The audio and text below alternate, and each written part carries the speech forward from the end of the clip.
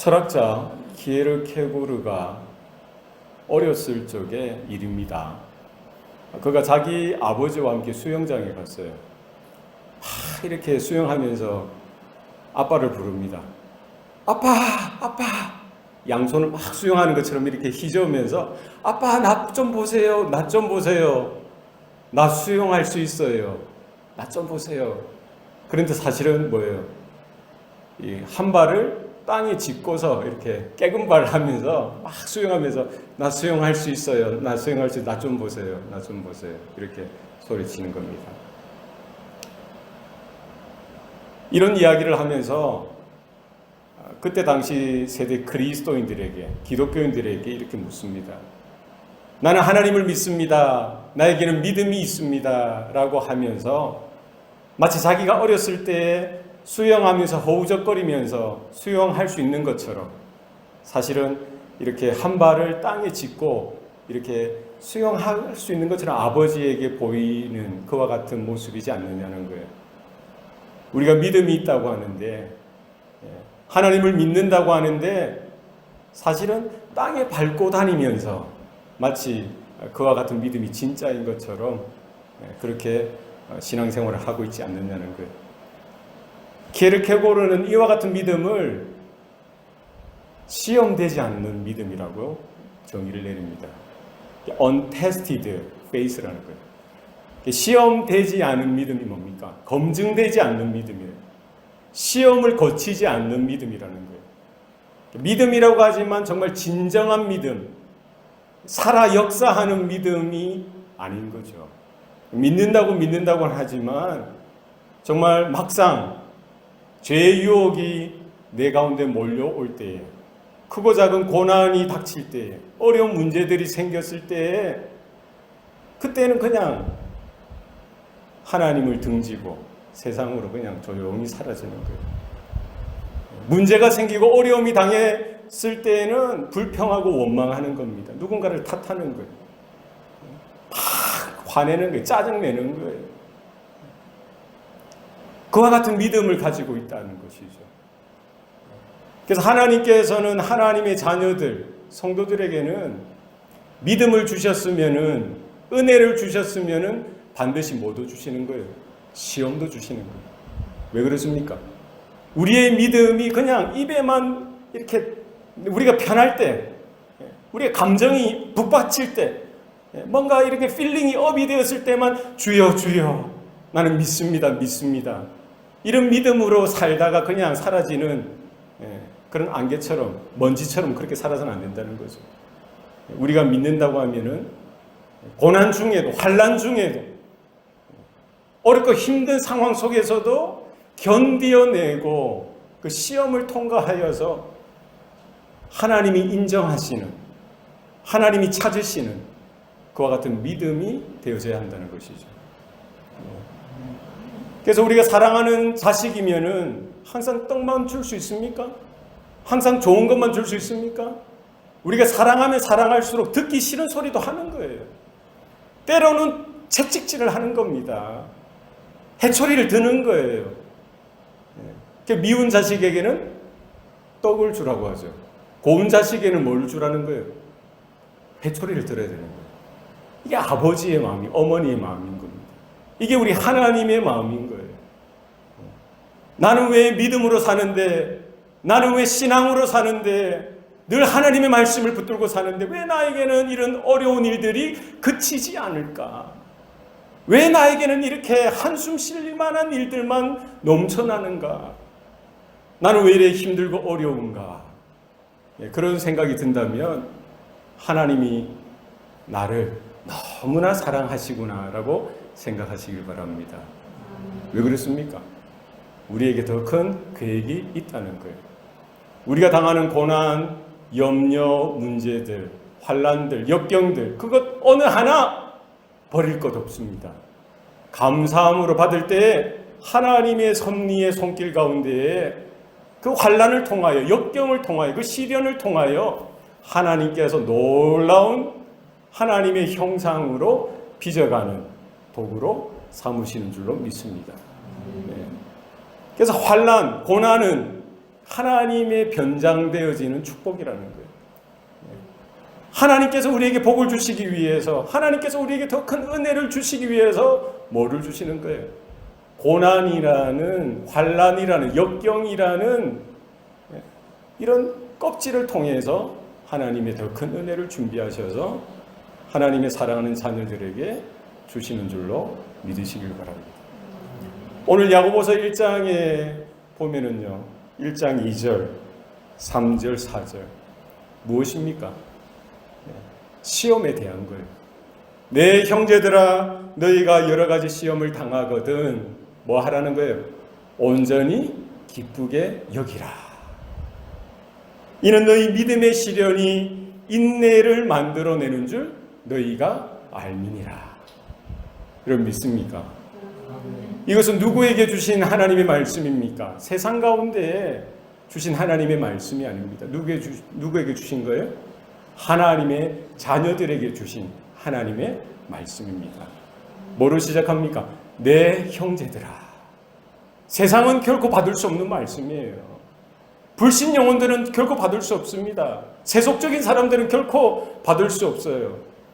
너희가 여러 가지 시험을 만나거든 온전히 기쁘게 여기라.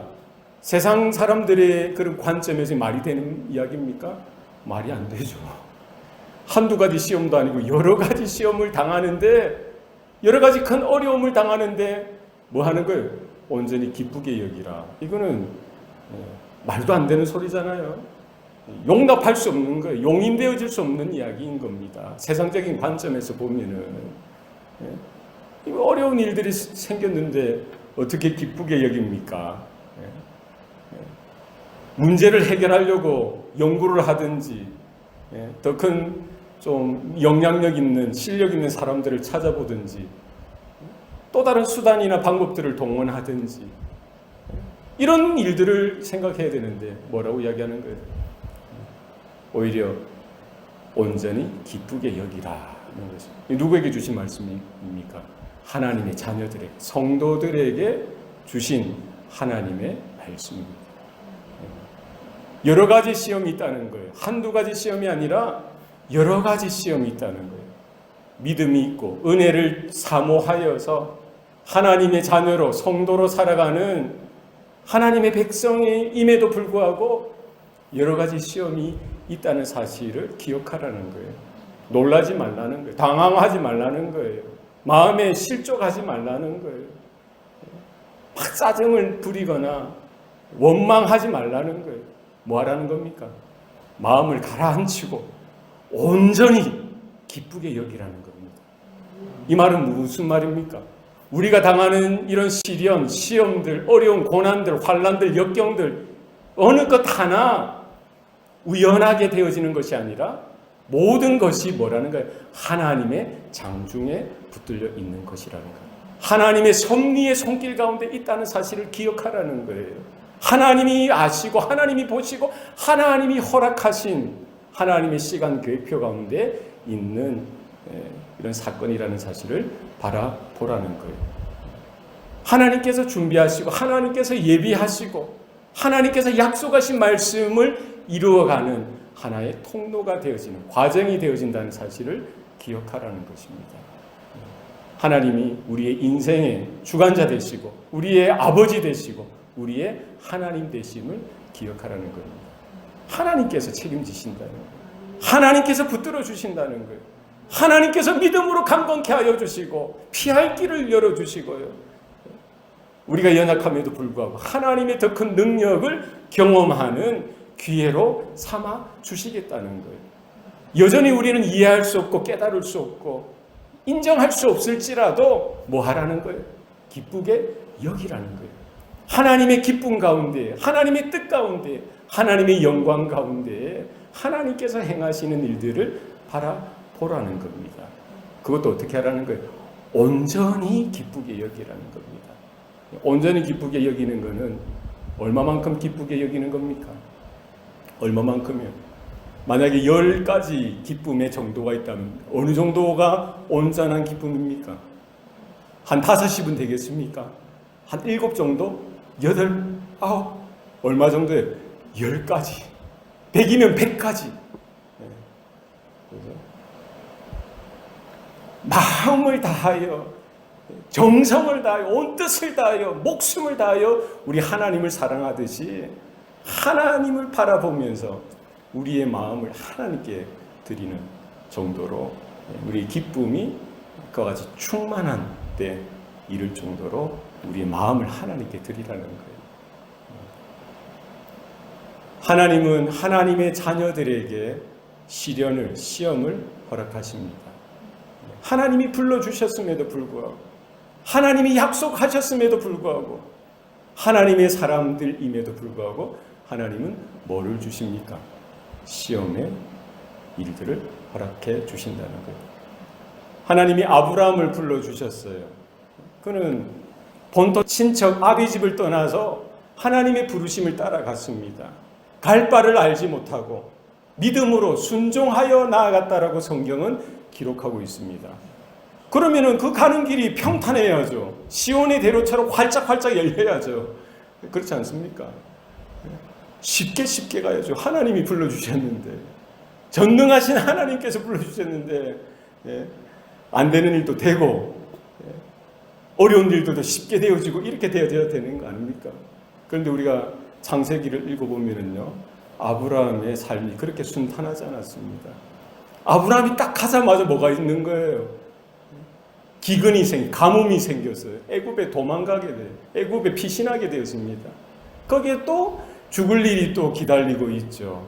그 아내 사라를 누이라고 속여야만 또 살 수 있는 이 비겁한 이런 상황들이 벌어지는 거예요. 또 이렇게 어떻게 또 하나님의 도우심으로 피해가는데 또 전쟁을 만나고 전투 가운데 엮여져서 힘들어하고요. 조카 롯과 또 이렇게 실랑이를 하게 되어지고 물이 없어서 힘들어하고요. 하나님께서 약속하신 그 아들 주신다고 하셨으면 빨리 주시면 되는데 약속한 게 몇 년입니까? 5년, 10년, 20년 100세가 되어서 근근히 인간 입장에서는 그렇지 않았겠어요? 그렇게 안 돼도 안 될 수가 있습니까? 우리가 결혼해서 정말 애가 1년, 2년, 5년, 10년 이렇게 기다리는 법이 있습니까? 쉽게 이렇게 뭐가 돼야 되는데 믿음의 사람인데 믿음의 아버지임에도 불구하고 안 되는 거예요. 어렵게 돼요. 왜요? 하나님 왜 그렇게 주십니까? 시련을 왜 주시는 거예요? 하나님의 뜻이 있는 거예요. 이스라엘을 애굽 땅에서 건져 주셨으면 쉽게 약속의 땅 가나안으로 들어가면 얼마나 좋습니까? 애굽에서 그렇게 종살이 430년 정도 했으면 됐지. 하나님은 오히려 광야의 길을 걷게 하시는 거예요. 광야의 길이 뭡니까? 물도 없죠. 먹을 것도 없죠. 고기도 없죠. 잠자리도 편하지 않죠. 하루하루가 힘든 거예요. 먹는 것 때문에 불평할 수밖에 없고, 목말라서 짜증 부릴 수밖에 없고, 또 그런 걸어가는 길이 또 평탄합니까? 이방 족속들이 또 시비를 걸죠. 비방하죠. 조롱하죠. 싸우자고 달려들죠. 그런 길들을 걸어가게 하시는 거예요. 뭡니까? 그런 과정을 통해서 어떻게 하나님을 섬기는지, 어떻게 하나님을 의지하는지, 어떻게 믿음으로 살아가고 은혜를 추구하며 하나님의 도우심을 따라 살아가는지 신앙의 도리를 배우게 하시는 거예요. 믿음의 정수를 깨닫게 하시는 거예요. 하나님의 뜻을 분별하게 하시는 거예요. 하나님의 자녀로서 어떻게 살아가야 하는지 준비되어지게 하시는 겁니다. 예수님께서도 그와 같은 삶을 사셨습니다.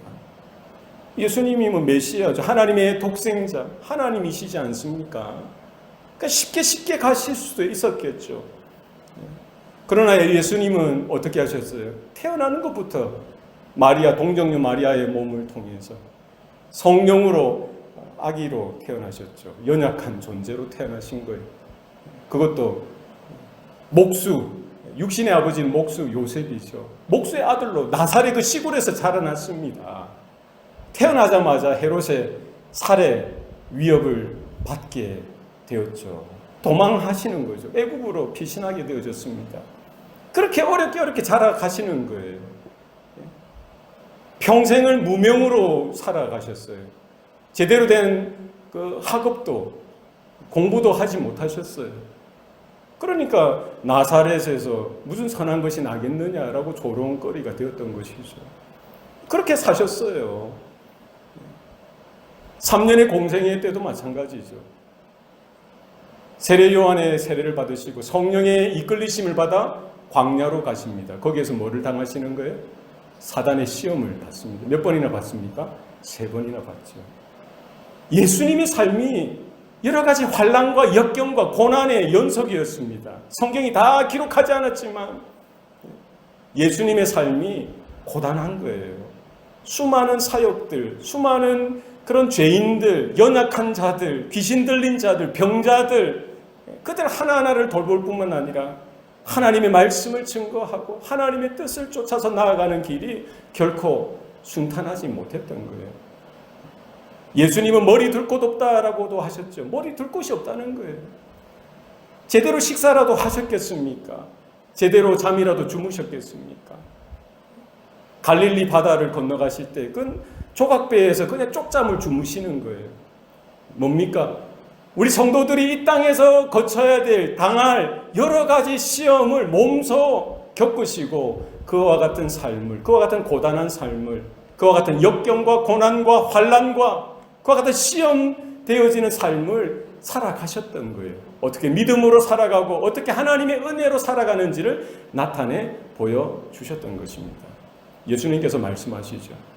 너희는 시험에 들지 않기 위해서 깨어 기도하라. 혹 우리가 시험에 들었더라도 뭐라는 거예요? 오늘 본문 말씀처럼 너희가 여러 가지 시험을 만나거든 뭐라는 거예요? 온전히 기쁘게 여기라. 여러분, 우리가 시험을 당한다면 낙심하지 마시고, 나는 믿음으로 살려고 하는데, 하나님 앞에 최선을 다해서 살려고 하는데 왜 나에게 이런 일이 생겼는가? 막 인상 쓰면서 세상의 모든 짐을 짊어지는 것처럼 하면서 왜 나입니까? Why me? 이러면서 그렇게 하실 필요가 없다는 거예요. 그럼에도 불구하고 하나님은 살아 계십니다. 믿으시기 바랍니다. 그럼에도 불구하고 하나님은 여러분을 향하여 최고의 관심이 있으십니다. 여러분이 미워서 너 한번 혼 좀 나봐라. 이래서 주시는 시험이 아닙니다. 무엇입니까? 하나님의 뜻을 이루시기 위한 하나님의 또 다른 방편이라는 사실을 여러분 기억하시길 바랍니다. 온전히 기쁘게 여기시길 바랍니다. 이는 뭡니까? 너희 믿음의 시련이 인내를 만들어내는 줄 너희가 알미니라. 크고 작은 여러 가지 시련들, 그 시험들, 역경들, 환난들, 어려운 문제들, 이와 같은 모든 것들이 결코 무의미한 것이 아니라 뭐라는 거예요? 하나님께서 하나님의 자녀들, 성도들에게 주시는 뭐가 된다는 거예요? 믿음의 시련이 되어진다는 것입니다. 그러니까 우리가 이 땅에서 예수 믿고 나서부터 예수님 앞에 설 때까지 기억하시기 바랍니다. 여러 가지 시험이 시리즈로 연속적으로 올 겁니다. 오고 있습니다. 지금도 있을 거예요. 이 텀이 얼마나 될지는 모릅니다. 1년에 한 번 올지, 한 달에 한 번 올지, 그 빈도수가 얼마 될지는 모릅니다. 사람마다 다 다양할 겁니다. 그러나 분명한 것은 하나님의 사랑하는 자녀라면은 하나님이 크고 작은 시험들을 허락하신다. 이것은 뭐라는 거예요? 믿음의 테스트라는 거예요. 믿음의 시련이라는 겁니다. 우리에게 주신 믿음이 그냥 연약한 믿음으로 있다가 사라지는 것이 아니라 이것 가운데 하나님이 시련의 과정, 시련의 시간들을 통과하면서 불순물들이 제거되어지고 연단되어지고 단련되어져서 순금과 같이 정금과 같이 되어지도록 순금과 같은 믿음, 정금과 같은 믿음으로 단련하기 위한 하나님의 계획이라는 사실을 여러분 기억하시길 바랍니다. 하나도 버릴 것 없습니다. 믿음의 눈으로 바라보시고 은혜의 눈으로 바라보시고 이렇게 고백하실 수 있길 바랍니다. 기뻐할 수 없죠. 감사할 수 없죠. 그럼에도 불구하고 하나님의 약속을 붙들고 그 시련 속에서, 그 환난 속에서, 그 역경 속에서 이 말씀을 붙들고 그럼에도 불구하고 내가 온전히 기뻐하리라. 믿음의 사람들을 묵상하시기 바랍니다. 주님을 묵상하시기 바랍니다. 욥을 바라보시기 바랍니다. 하박국 선지자를 바라보시기 바랍니다. 예레미야 선지자를 바라보세요. 이사야 선지자를 바라보세요. 다윗을 보시기 바랍니다. 믿음의 사람들이 어떻게 살아갔는지 보시기 바랍니다. 욥의 고백이 무엇입니까? 나의 가는 길을 오직 그가 아시나니 나를 단련하신 후에 내가 정금과 같이 나아오리라. 여러분 믿습니까? 여러분 우리 모든 성도들이 이와 같이 당당하게 담대하게 감사하며 기쁨으로 감격하며 이렇게 고백할 수 있기를 바랍니다. 사람들은 모르죠. 세상은 이해할 수 없습니다. 세상은 동의할 수 없죠. 받아들일 수 없는 거예요. 그러나 믿음이 있는 자들, 하나님의 자녀들, 하나님의 권속들은 구약성경과 신약성경에 나와 있는, 그리고 모든 교회 역사 가운데 믿음으로 살아갔던 우리 믿음의 선배들, 그들과 같이 우리는 이와 같이 고백할 수 있어야 되는 거예요. 당당하게 고백할 수가 있는 것입니다. 여전히 부족하고 깨어지기 쉬운 우리 질그릇과 같은 존재일지라도 우리 안에 있는 보배로운 그리스도, 그분 때문에, 그분을 향한 믿음, 그분을 향한 사랑, 그분을 향한 소망이 분명하다는 사실을 우리는 고백할 수가 있는 것입니다. 내가 가는 길, 우리가 가는 길을 세상은 모르죠. 사람들은 알 수 없습니다. 그러나 누가 아십니까? 오직 그가 아시나니 단련하신 후에. 오늘 뭡니까? 시련의 과정을 통해서, 연단의 과정을 통해서, 재련의 과정을 통해서 모든 불순물들이 빠지는 거예요. 우리 죄의 쓴뿌리가 끊어지는 겁니다. 우리 안에 있는 더럽고 추악한 모습들이 성령의 불로 인하여 이 불시험의 과정을 통하여 다 사글이 사라지고 나서 뭐만 남는 거예요?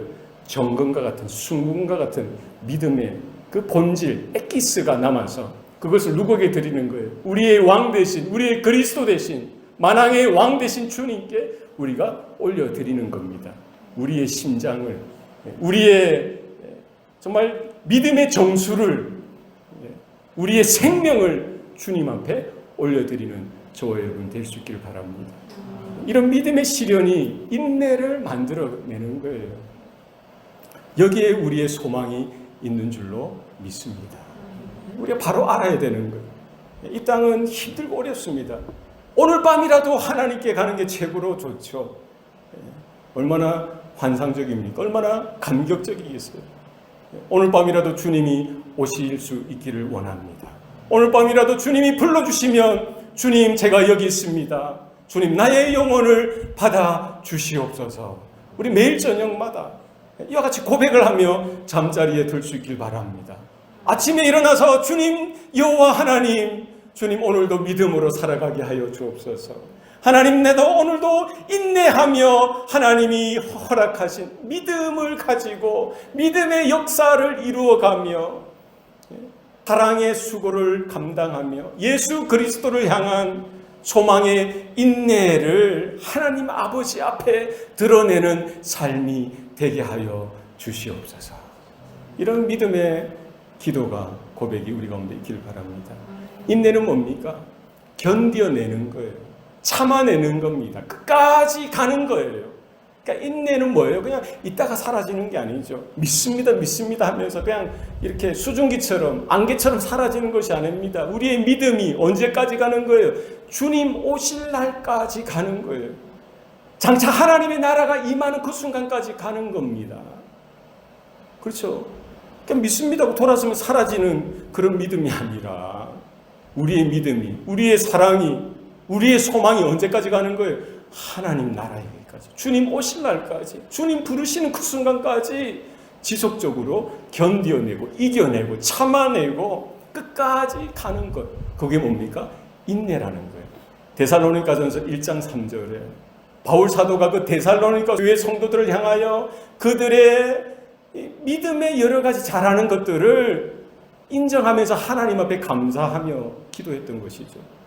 내가 너희의 믿음의 역사와 사랑의 수고와 예수 그리스도를 향한 소망의 인내를 우리 주 하나님 앞에서 내가 안다라고 고백하고 있는 거예요.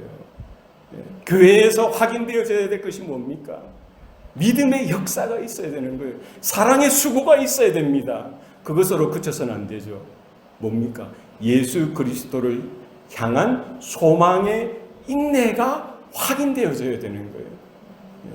그래서 좋을 때만 주여 주여, 내가 좋을 때만, 내가 업되어질 때만, 내 형편이 좋을 때만 주님 주님 사랑합니다, 이게 아니라 정말 견디기 힘들고 어렵고 사람들이 나를 비방하고 몰라주고 나를 힘들게 하고 여러 가지 환경들이 뒤틀려서 정말 나를 힘들게 할 그때에도 변함없이 주님처럼, 여러 선지자들처럼, 욥과 아브라함처럼, 다윗처럼 변함없이 우리 믿음의 선배들처럼 그와 같이 끝까지 우리의 믿음이 확증되어지고 우리의 소망이 확인되어지는 모습이 있기를 바랍니다.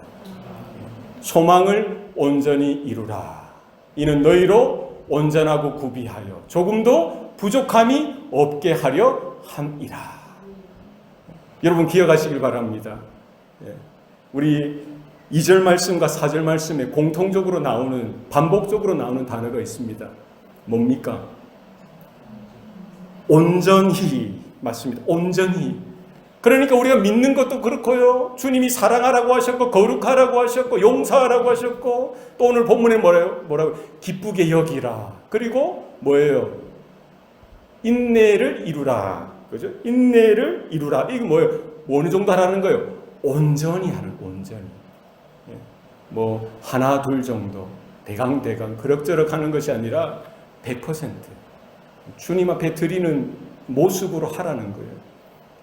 구약에서 이스라엘 백성들이 하나님 앞에 양이나 소를 잡을 때에 한 가지 원칙이 있어요. 하나님 앞에 드리는 제물이라면 뭐 해야 되는 거예요? 온전한 제물을 드려야 되는 거예요. 흠이 있어서는 안 되는 거예요. 티가 있어서는 안 되는 거예요. 온전한 것을 드려야 되는 거예요. 그러니까 우리가 하나님 앞에 믿음을 드릴 때, 사랑을 드릴 때, 우리가 하나님 앞에 기뻐할 때, 하나님을 찬양할 때, 우리의 믿음의 인내를, 소망의 인내를 이루어갈 때도 뭐예요? 온전히 드리라는 건 뭐예요? 하나님 앞에 드리는 거예요. 우리가 기뻐하는 거, 내가 좋아서 기뻐하는 거, 그게 아닙니다. 우리가 인내하면 내 뭐 인격 수양하는 그 정도가 아니죠. 이 모든 것들은 뭐 누가 받으시는 거예요? 하나님이 받으시는 거예요. 하나님께 드릴 때 사용되어지는 단어가 쓰여지는 거죠. 하나님이 우리의 기쁨을 받으시는 줄로 믿으시길 바랍니다. 하나님이 우리의 믿음을 받으시는 줄로 믿으시길 바랍니다. 우리가 정말 어렵고 힘든 상황 속에서 인내하는 그것도 하나님이 받으시는 거예요. 뭘 하십니까? 그 과정 속에서 우리를 온전하고 구비하여 조금도 부족함이 없도록 하시는 거예요. 우리가 하나님 앞에 나아가기에 합당한 모습으로 빚어가시는 거예요. 그리스도의 장성한 분량에 이르기까지 우리를 영적으로 성숙하게 만들어주시는 거예요. 우리를 거룩하게 만들어주시는 거예요. 우리를 온전하게 만들어주시는 거예요. 온전하다는 말은 뭡니까? 하나님이 빚으시는 그 모습 그대로라는 거예요. 하나님이 창조 때에 빚으신 그 모습 그대로라는 거예요. 보라, 이전 것은 지나갔을 때 새 것이 되었도다. 이전 것은 지나간 것입니다. 우리 새로운 피조물로서 하나님이 받으실 만한 모습으로 만들어 가신다는 거예요. 이제 우리는 하나님 앞에 나아갈 정도로 하나님을 사랑하고 주님께서 명하신 대로 이웃을 내 몸과 같이 사랑할 수 있는 겁니다. 내가 너희를 사랑한 것처럼 서로 사랑하라. 이 부르심에 응답할 수 있을 정도가 되어진 거예요. 내가 너희를 용서한 것처럼 서로 용서하라. 이제 용서할 수 있게 되어진 거예요. 내가 거룩하니 너희도 거룩하여라. 그렇게 되어지는 거예요. 내가 너희를 섬긴 것처럼 너희도 서로 섬기도록 하여라.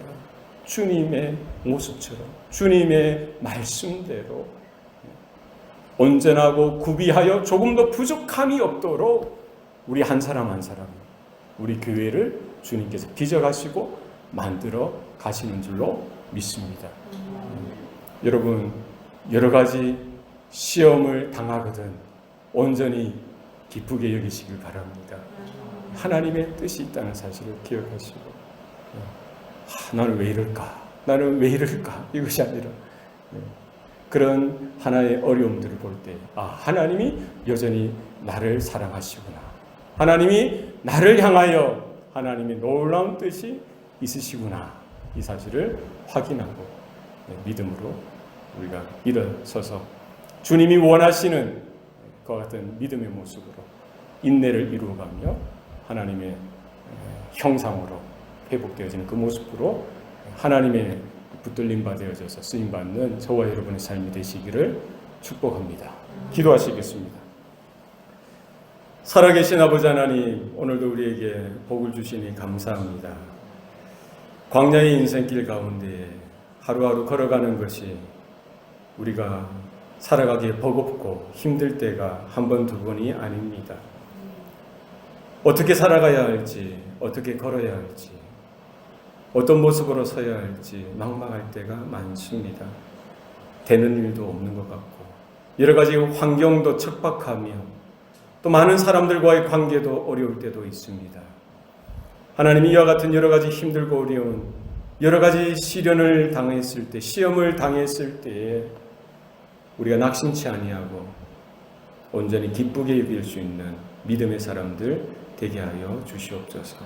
우리를 향하신 하나님의 뜻을 구하게 하시고 발견하게 하여 주셔서 하나님의 허락하신 그 믿음의 시련, 그 과정을 통해서 우리가 정금과 같이 단련되어지고 하나님 앞에 나아가는 바른 모습 일어나게 도와주시옵소서. 성령의 나타남과 성령의 역사가, 성령의 붙드시는 능력이 우리 모든 성도들과 저들의 가정과 우리 교회 위에 온전하게 나타나게 하셔서 하나님의 영광이 드러나는 성도들의 삶이 되게 하여 주시옵소서. 모든 것 감사드리고 예수님 이름으로 기도합니다. 아멘.